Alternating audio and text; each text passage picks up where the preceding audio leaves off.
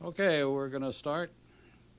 Good morning and welcome to America's Web Radio. You've got David's pick on air today, and we've got a very special guest on, Jeff Hill. And we'll be talking about Jeff right after we do what we do always, which is just take a moment out briefly and want to remember all of our brothers and sisters that have, where is that?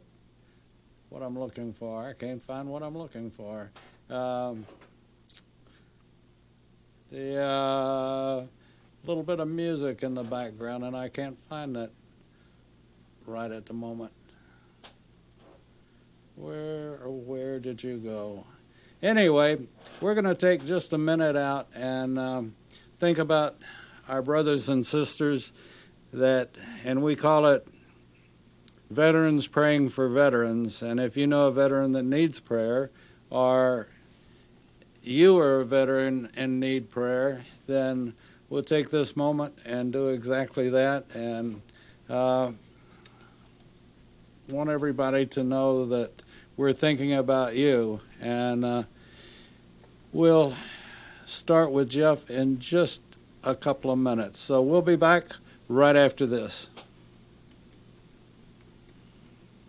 Now, where's the prayer music? Oh, there it is. Isn't it? That's it.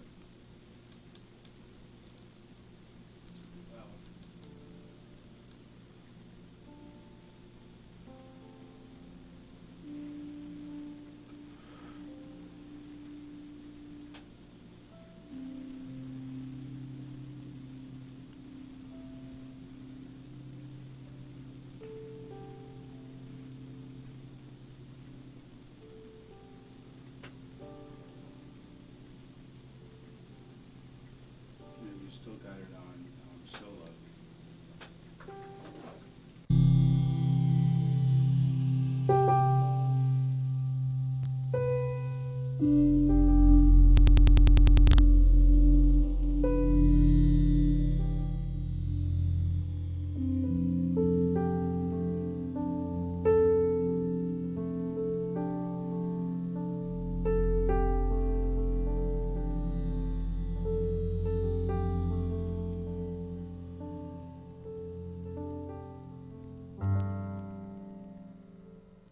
Okay, thank you. And we want to just think about all of the folks that have given their ultimate and those that are suffering from giving their all in country or wherever it might be. A lot of our friends are suffering from Agent Orange, and this is what this is all about. Is my friend J. Roy Ritchie died from effects of Agent Orange, and so many others are finding out they have effects from Agent Orange even today, 50 years later, or whatever the case might be.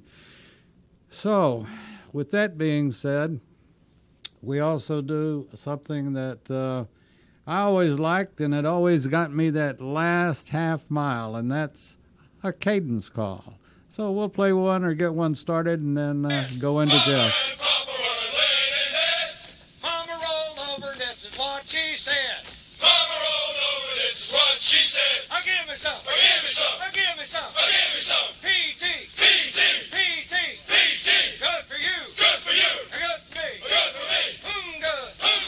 Up in the morning. Okay, that's enough of that. And want to welcome everybody to David's Pick, a veteran show, as a matter of fact. And we've got the most interesting guest on, Mr. Jeff Hill. And Jeff, next to a dust-off pilot, I would have to say Jeff probably flew the scariest missions around or any place in the world. And he was flying a tanker.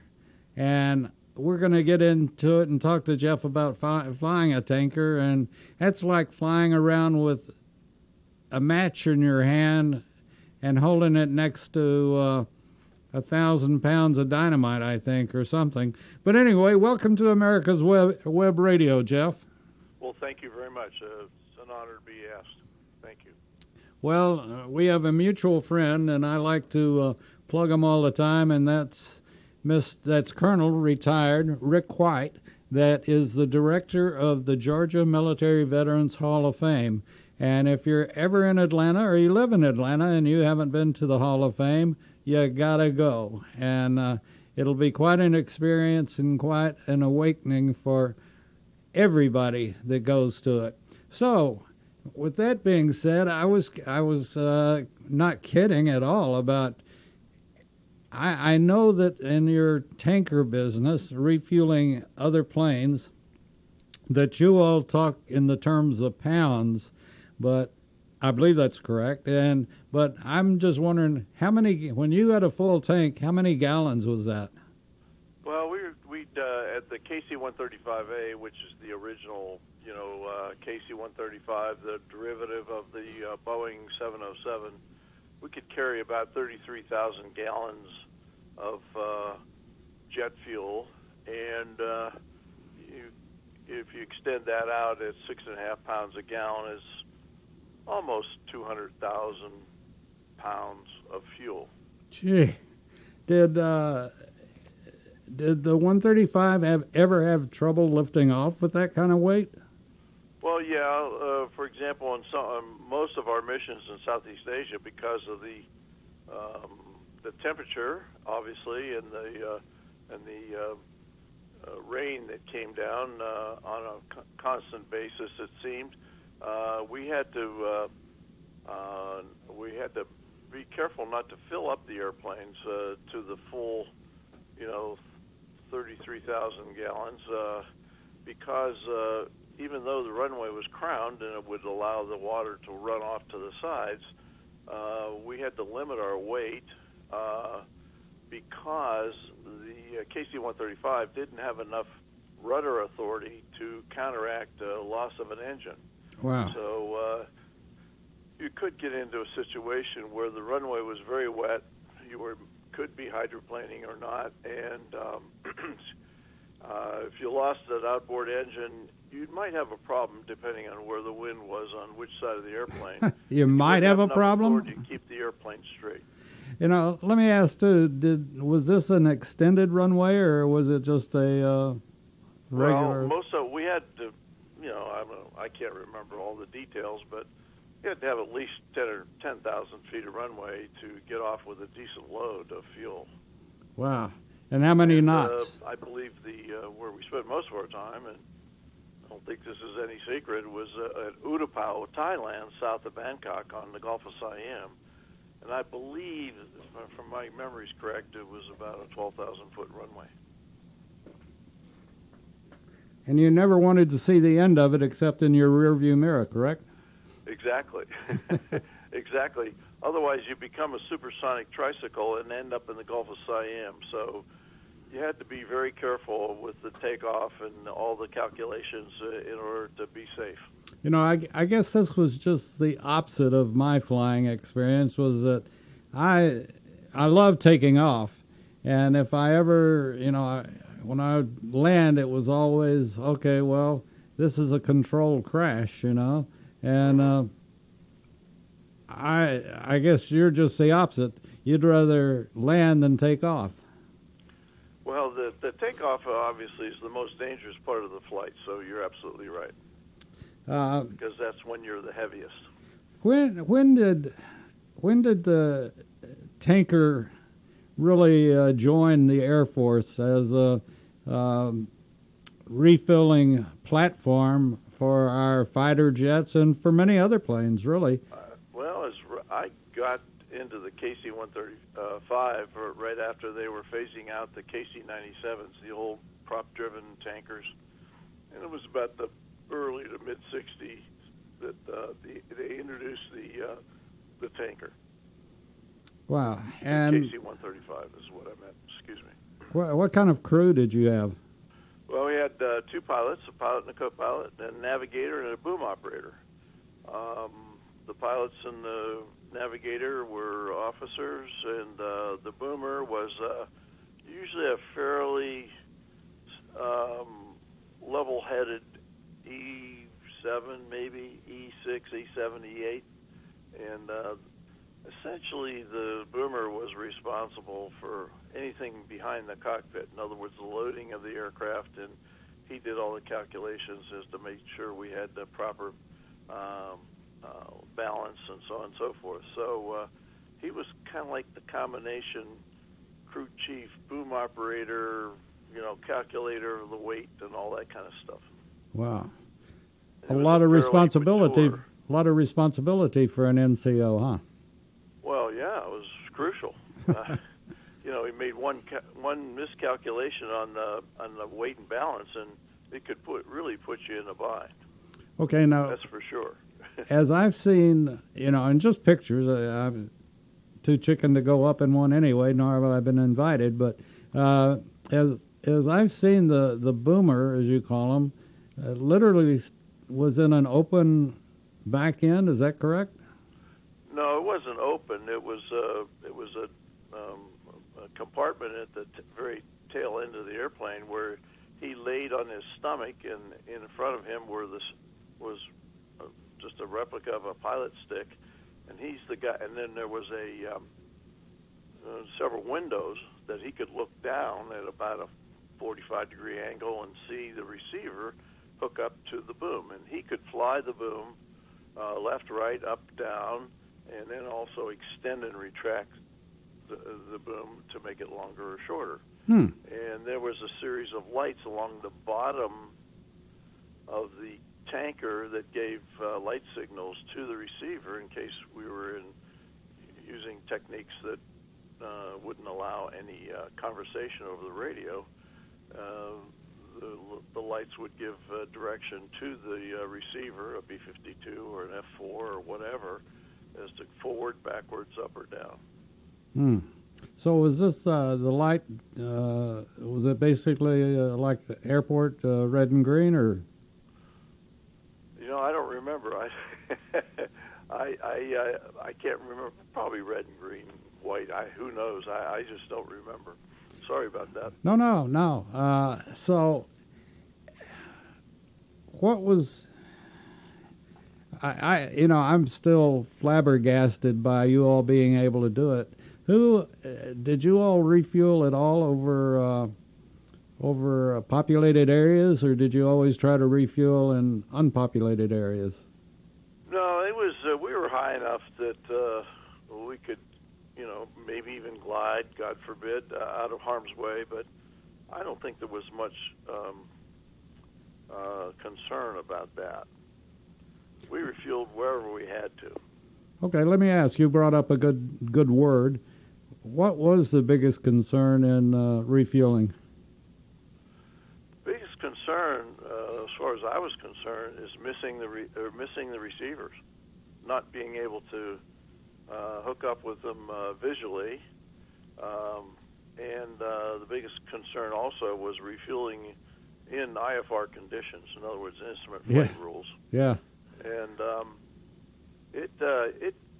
it could be dicey, particularly if the receiving pilots were fairly new, because it's difficult. I've done both. I've refueled and been refueled. I flew in a fighter squadron, and we did a refueling technique with the tanker using what they call probe and drogue.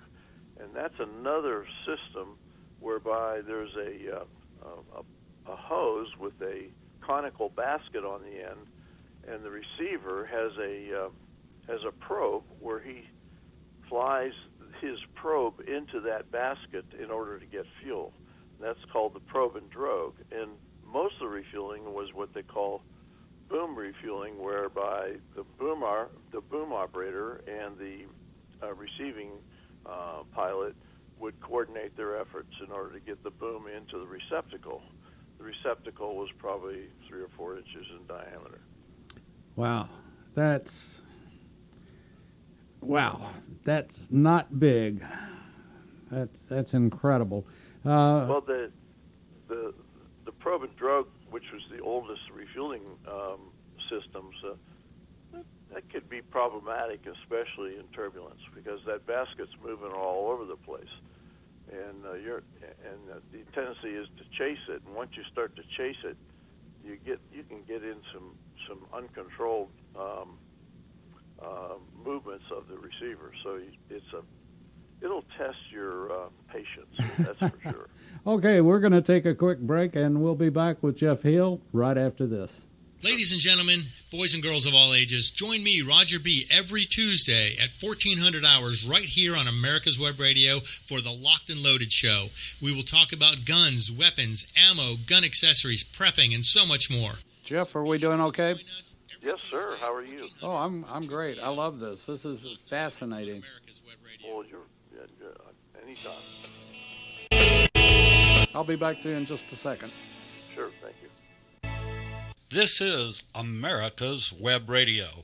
Would you like to have a show, talk about your business, or express your opinion on America's Web Radio?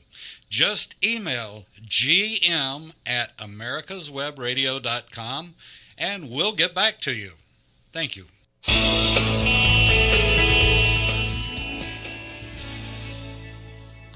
Okay, and you are listening to America's Web Radio, and we've got Jeff Hill on, and he has to go in with my class of heroes. One is the Huey Dustoff pilots, and the men and women that flew the tankers, and I can't imagine two more dangerous jobs than what they did.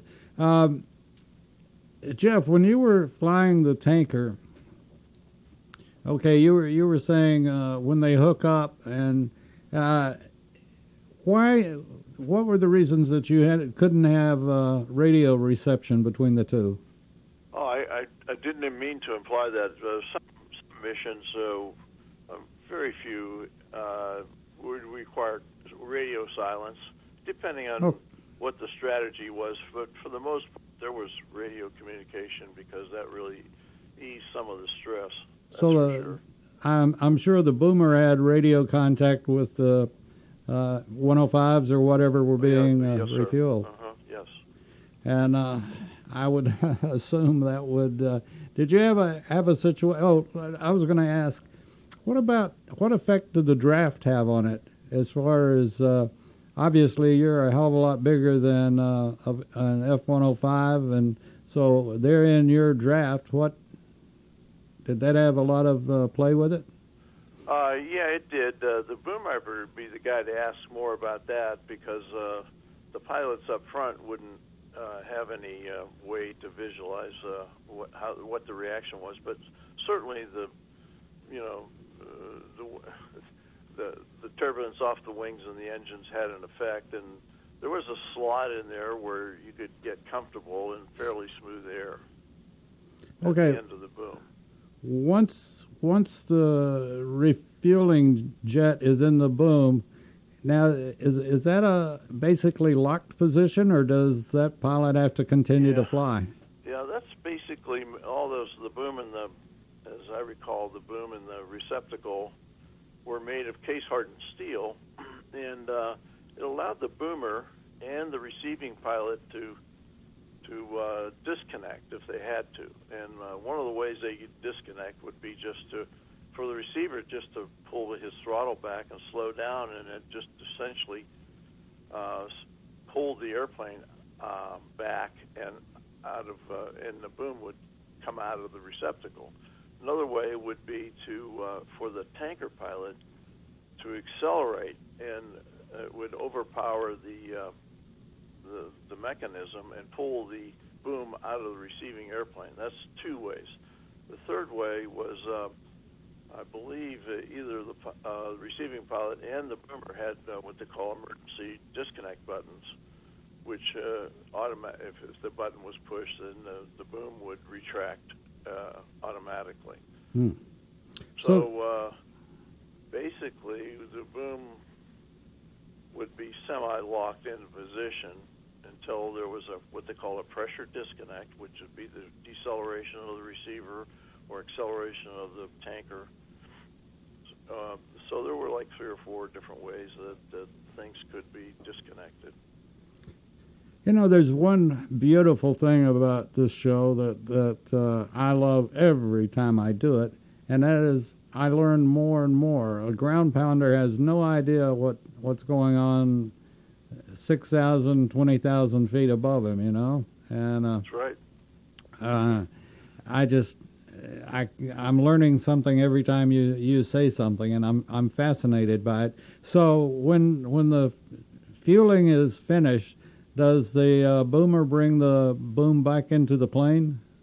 Yeah, it retracts the the extendable part of the boom, and then the boom has a V-shaped aerodynamic little winglets on the end of it, and that's how he flies that boom. And so it can. He has the controls, or obviously to disconnect the extendable part of the boom, and then he has the ability to fly the boom back up and lock into the tail of the tanker. Ah. And he can fly it from side to side. So he can fly that boom literally.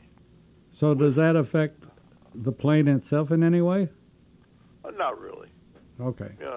No. I mean, you're flying a drone compared to an aircraft carrier. It's minuscule effect, at least as far as I remember. Sure. And I would be. I don't want to be doom and gloom by any means, but can you describe some of the incidents you might have had, or other incidents that other tanker pilots might have had? Well, yeah. Cause that chair or that pilot seat to shrink up a little bit.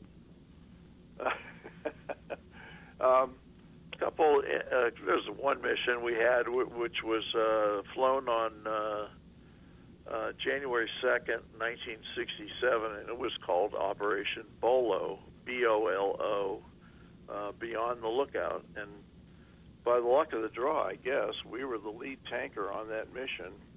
And what we did, we being the fighters, not the tankers, fighters were taking a beating from the MiG-21s on their hit-and-run tactics. So there's a very famous guy, fighter pilot named Robin Olds, who with his one of my friends, devised a scheme in order to trick the North Vietnamese into thinking that that the airplanes were F-105s, which were slower and heavier than the F-4, the Phantoms.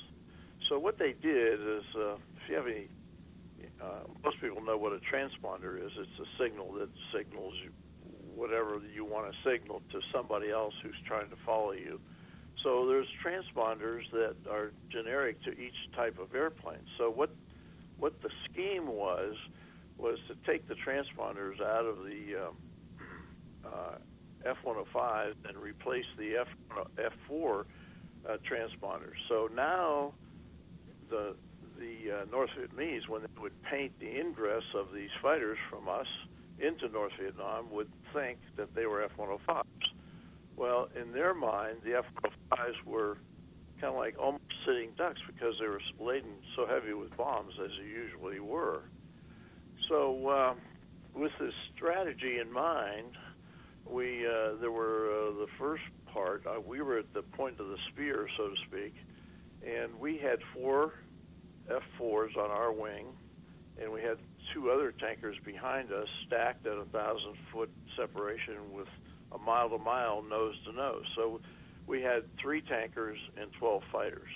So we had this 15-airplane gaggle heading north out of Thailand across Laos, and then we refueled the fighters at almost the exact, some of the border area of Laos and North Vietnam. The F-4s and with the North Vietnamese thinking they were F-105s, sent their fighters up, and the net result was, at the time, the North Vietnamese had 21 MiG-21s, and so they sent the MiGs up on their hit-and-run tactics, and we shot down 7 MiGs that day. It was a thrilling air battle, and although we were not allowed, we being a tanker, were not allowed into North Vietnam or Cambodia, and under the threat of court-martial, by the way. And it was a thrilling day, and it was a great victory for us. And the North Vietnamese kind of stood down for a couple months while they licked their wounds and were forced to revise their tactics. So that was called Operation Bolo, and that's where we had a very, very successful day shooting down MiGs. And of course, we were part of it. And so here, we would wait at the border in an orbit and wait for the F-4s to come back, and then we would refuel them on the way back. So we had refuel them up to the North Vietnamese Laotian border, let them go, do their thing, shoot down the MiGs, then turn around and come back, and they would find us, and we would refuel them all the way back down to Thailand. So that was probably the most thrilling day I've ever been involved. I would assume you carried absolutely no armament. That's correct. There was nothing. As a matter of fact, it kind of reminds me of in the last several years, there's been some exchange visits of American pilots and North Vietnamese pilots. So just recently, a couple of years ago, the North Vietnamese ended up in San Diego.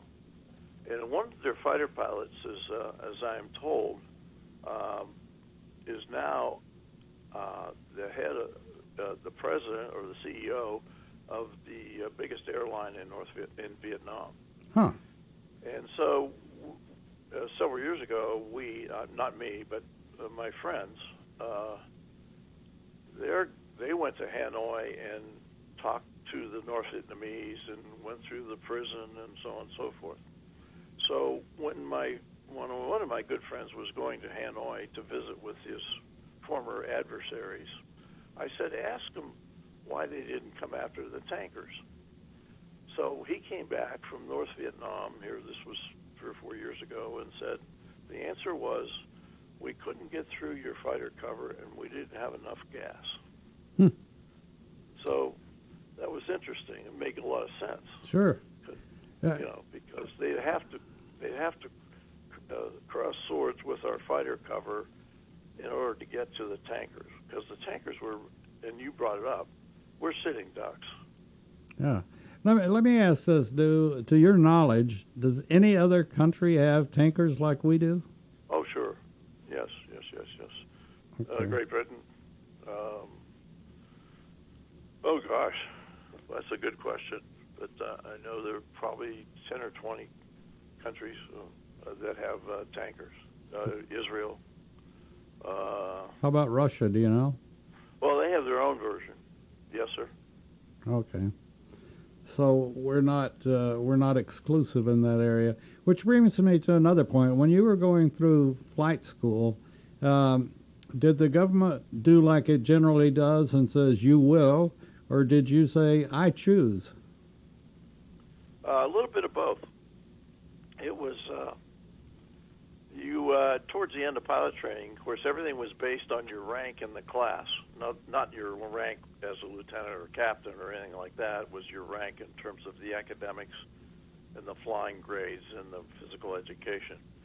And so towards the end of the training in the T-38, you fill out a dream sheet and you ranked, what you wanted to fly versus what was available, the slots available.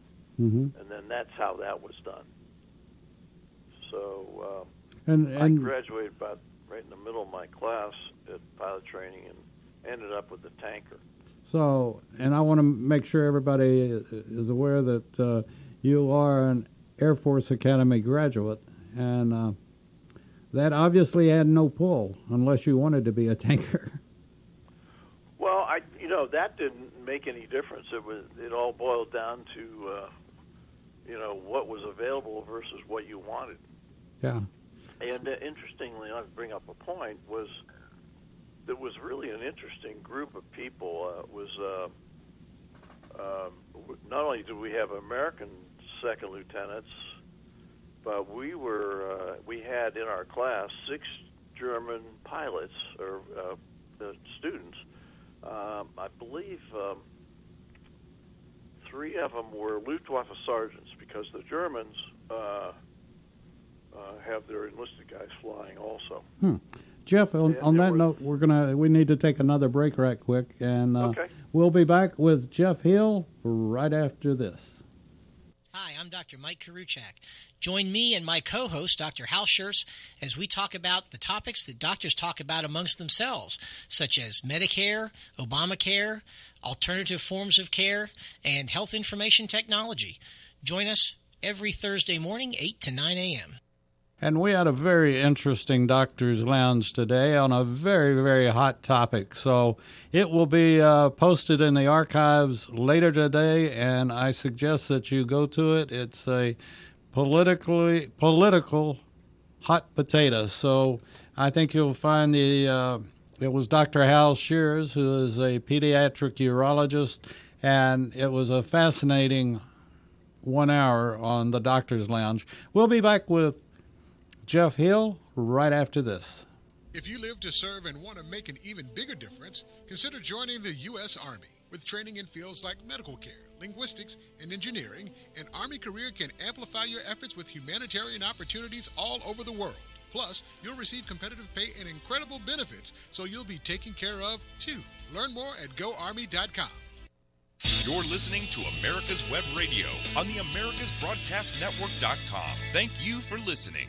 I had to play the Army promo because I have no Air Force promo. So, but we do encourage on this show, we do encourage kids that are graduating from high school or kids that, and I still say kids, but young folks that are graduating from college. If you haven't decided what you want to do with your life, please take a look at the military.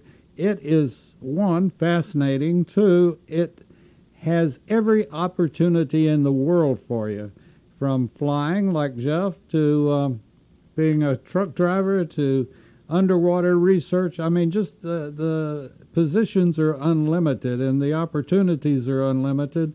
And when you show your resume when you get out of the military, you're a step ahead of anybody else trying for the same job because the military has taught you leadership. So please take a look at it. And if you're in Atlanta or you live in Atlanta, go by the Georgia Military Veterans Hall of Fame. Look up Rick White. He's the director, and he does a super job. And also want to tout the fact that in my hometown now, Johns Creek, Georgia, we have the Healing Wall that's available 24 hours a day. It's a replica of the Vietnam Wall in Washington, D.C., and it traveled all over the country, and then the J.C. Veterans Association in Johns Creek bought it, and it has a permanent home at Newtown Park. So go by. If you have a friend or you lost a family member in Vietnam, you can find them on the wall. So as you were doing your tour in during Vietnam, did you all ever show up and have to dodge any missiles or anything like that? Show up on the enemy radar? No, well, maybe slightly. Or did Jane Fonda take a shot at you? Well, that's another story that involves a friend and a classmate of mine, but that can come later. But to answer your first question, yes and no. We had some missions where we would fly essentially a spy mission in another kind of a Boeing 707, and we got a couple of those, the EC-135 as opposed to the KC-135, EC being electronic reconnaissance. And so what they would do is we would stay pretty much out of harm's way off the coast of North Vietnam to intercept their signals and so on and so forth, their radio chatter. And I was just reminded our fighters were about 5. We would usually be covered by 4 Phantoms, and so we had 5 airplanes, the tank, the electronic reconnaissance version of the tanker, and 4 F-4s. So anyway, long story short, I happened to we were traveling north. If you draw a line from the southern part of Hainan Island west into Vietnam, North Vietnam, that's about where we were, maybe 15 miles off the coast of North Vietnam. And we got intercepted by a Chinese MiG, I think it was a 19. I just got very briefly, I locked gaze with him. And he was just flying off our wing, just kind of enjoying the scenery. And I don't know what possessed me. It was really stupid. I gave him the finger. And that's not something you want to do. That was really a dumb thing on my part. And I grabbed the airplane away from the other pilot and headed south. And, of course, he didn't fire at us because he was Chinese. At least he had the Chinese markings. But that brings up another subject. We do know to this day that the Russians and the Chinese and the North Koreans were flying missions against us. So, and at the time, I learned to speak Russian at the academy, and once in a while you'd catch something, in Russian, and then later on, after the war, I happened to talk with some guys that were intimately involved in the interception of radio signals, and they got to the point where they could almost tell what the pilot's name was, whether he'd be Russian or North Korean or Chinese or whatever. So that was interesting. Oh, yeah. But we also flew reconnaissance along the southern part of China, Hainan Island. That was the island where that Navy airplane about 15 years ago had forced to land on the island, and the Chinese confiscated the airplane for weeks at a time. Anyway, that was another story. And then also I flew in another war up over the North Pole. That was what they called Operation Chrome Dome, and we would interact and refuel with the B-52 Doomsday bombers. And the Doomsday bombers were the B-52s that orbited the North Pole, and if you remember some of the pictures, they had those pointy missiles hanging under their wings near the fuselage. And their job was to pounce on Leningrad and then go obliterate Moscow. So that was that deal, and that's a segue into another story I have, either now or later, that involved the fail-safe codes. And so interesting. It was a different kind of warfare. I think if I had my choice of being shot down, whether or North Pole or Vietnam, I'd choose Vietnam. At least warmer. At least warmer, exactly. Let me ask, regarding Alaska and so forth, and I just can't remember, and Jimmy Stewart's not available to ask, but was that still part of SAC? Yes, exactly. And SAC's been dismantled, right? That's correct. But a lot of people don't realize what SAC was. It was Strategic Air Command. It sure was. And that's, we were in the thick of it. Interesting. That's very seldom brought up anymore, to my knowledge. In some of those missions, the pilots weren't allowed in the back of the airplane. It was the airplane was owned by SAC. The pilots were SAC, and the back part of the airplane was owned by the Air Force Security Service. And it was so secret they wouldn't let the pilots go into the rear of the airplane. Well, you just can't trust those pilots, can you? That's right. Okay, well, exactly. With that, now that's very interesting. This was in the late 60s, basically? Yes, sir. I don't remember. I was out by the late 60s, and I kind of missed that whole metamorphosis of SAC into what they call Air Combat Command, I believe it is. Okay, well, when you were in and you were flying the ECs, what kind of electronic equipment did you have compared to today? Well, it was pretty bulky. sure. There were a lot of people sitting in chairs with, a station with a whole desk full of electronic gear. And since we weren't allowed in the back, I just got just a fair glimpse of it. But Okay, so they were actually you were flying, and they were the ones that were collecting data, right? yeah, I've had some of the operators tell me that we knew who their pilots were, and we could almost discern, like I said earlier, who they were, their names, and where they were from because of the accents. And we had a lot of guys that were really, really savvy with regard to the Vietnamese language, and they knew who was from the South and who was from the North, just like we have here in the United States. Wow. My wife is a Southern lady, and there's no doubt about it when she opens her mouth. So, anyways, it's the same thing over there, just different language. I had a roommate one time that was a SEAL, and he was the most interesting guy I've ever met in my life. He was a linguist, and I didn't even know that people could do this, but he would be dropped off the coast of China and by a sub, swim in and set up his listening post, and he could instantly. I've never ever seen anybody like him, but he could, no matter what language it was, within a few minutes he could tell what they were saying. He couldn't speak it, but he could understand it.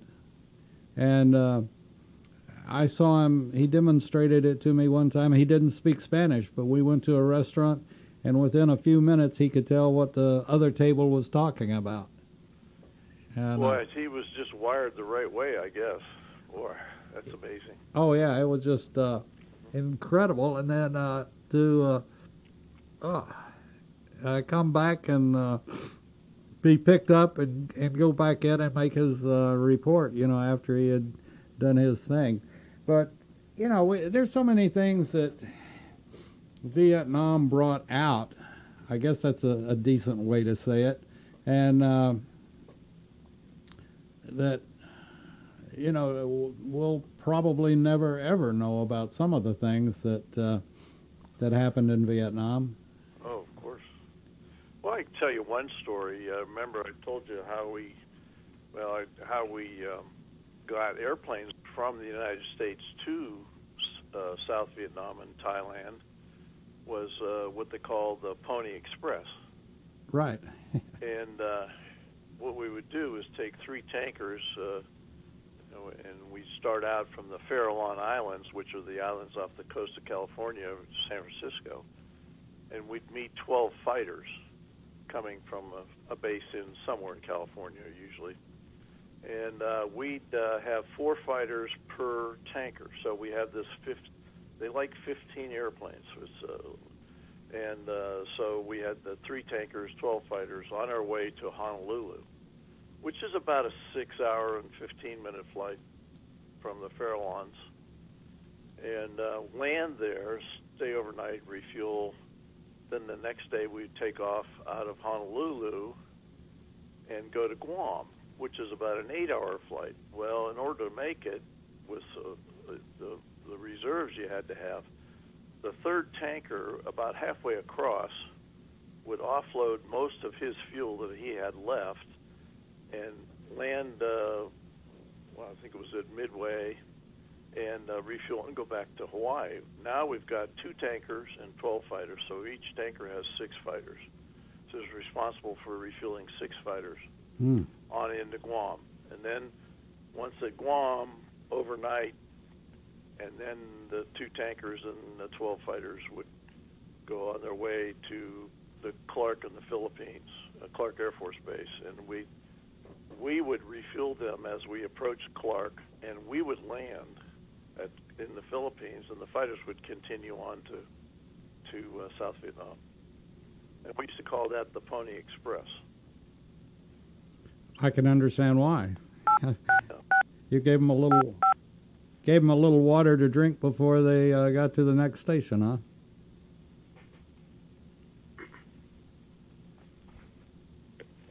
Did I lose you? No, Oh, okay. somebody's downstairs. Oh, okay. Hold on a second. Hello? You still there? I'm still here, yeah. Okay. All righty. What other story would you like to quickly relate to our audience that you probably find or found at the time the most interesting?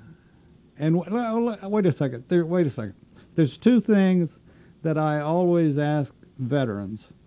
One is that if the country called today, would you go back in? Most definitely. That's the I can still fly. That's. Do you still fly? Yeah, I can. Yes, if I wanted to. But I'm a few months short of being 80 years old, and so I thought, well, it's time. But if it required, I could still fly. The other question. I'm sorry. Go ahead. No, that's okay. I've flown the tankers also, but I've also flown a dive bomber. So that was the A-37B. It's called. It's no longer in the Air Force inventory. It was the predecessor of the Warthog. The tank. A-10. Yeah. Yeah, and what happened is that the fighter, that little fighter, was very effective and very accurate. You want to put a bomb in somewhere, and the controller would say, you'd ask the controller which side of the roof you want the bomb. It was so accurate because it had speed brakes, it had idle, of course, and two jet engines. Then it had a speed brake, and so you could put the airplane easily in a 45-degree dive and be very, very accurate. Well, as it turns out, those airplanes then became really vulnerable to shoulder-fired missiles. So we gave them to the South American governments to protect our borders. Right. So it's called the Dragonfly, and it was a really nice airplane. It was made by Cessna. But as far as anything significant, yeah, I have a couple of those stories I could tell. But the one that really makes sense from a really national viewpoint and touches on somewhat a little bit about the political situation is I'd ask people when I give a little talk, I'd ask people, where were you March 7th, 1968? Do you remember where you were? No, sir. Okay. Well, as I told in my previous little story about the Pony Express and landing in Honolulu International, that's where I was that day at Honolulu International, or the military side was called Hickam Air Force Base. Right. And we were on the first leg of the Pony Express. Well, that would have been about 1967, 68. I can't remember because I was there several times. Well, it was 1960, March 7th, 1968. And we were on doing the Pony Express and taking fighters across the pond being the Pacific Ocean. We would then continue on into Thailand to Utapao, and that's when we'd begin our air refueling combat missions into Laos and South Vietnam and so on and so forth. So 40 years later, I pick up a book called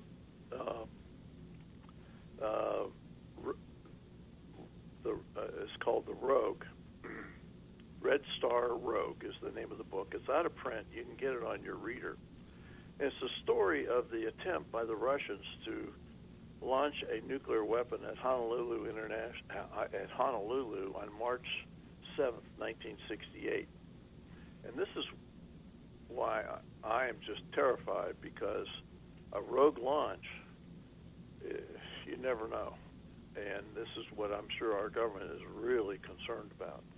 And this rogue launch was cooked up by the former KGB guy named Yuri Andropov. And he was in cahoots with the chief communist theoretician. And they came up with this idea that they would send the Spetsnaz, which is the Russian special forces, and they had a special forces in the special forces called the ONAS, which were the naval special forces, like our SEALs.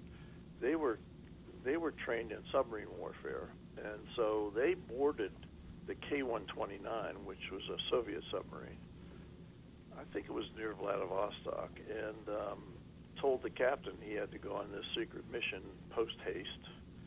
And off they go into the Pacific Ocean and open the orders, and the orders were to surface the boat 400 miles northwest of Pearl Harbor and launch a 10-kiloton weapon.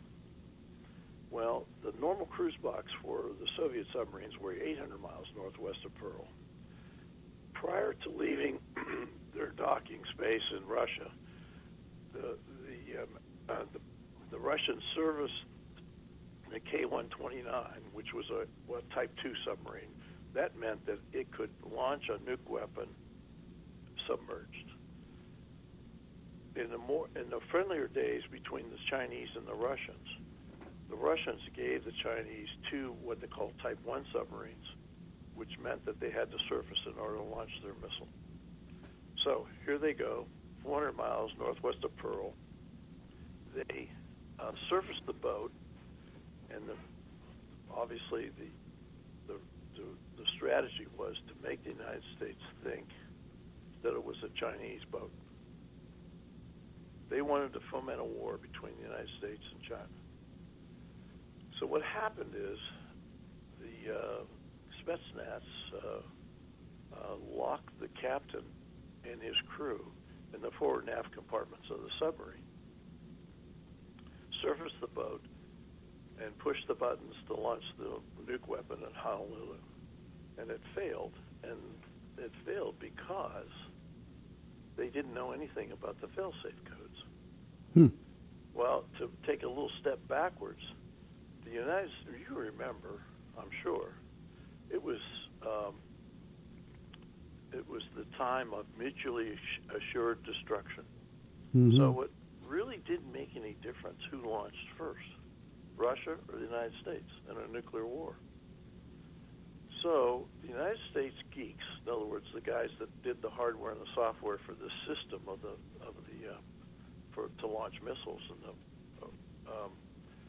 they gave the Russians the software and the hardware, because the Russians were just as much afraid of a rogue launch as we were. So it was a Mexican standoff, so to speak. So the United States gave the software and the hardware to the Russians, and for good reason. And so this whole deal would end up in a standoff. So anyway, here go the Spetsnaz ONAS, locked the captain and his crew in the forward and aft compartments, attempted to launch the missile, didn't know about the fail-safe codes. Well, the whole system defaulted to a conventional explosion of one of the warheads in the submarine. It broke the boat in two and sank at 17,000 feet of water. Wow. Well, this has also been all over now. This was recently declassified probably 8-10 years ago. I happened to pick up this book, and it was just amazing to me, because guess where I was that day? I was in Honolulu on March the 7th, 1968. Wow. During the Pony Express. Hmm.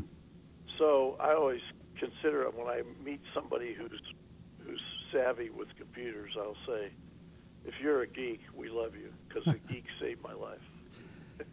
Well, okay, we're going to have to start going towards the end, but there is one question, one hardball question that I always ask our interviewees and our veterans, and that is, I don't know what organizations you may belong to, veteran organizations, VFW or whatever, but if you are around other veterans, I ask this question: do you know or have one veteran friend that can only tell one story? No.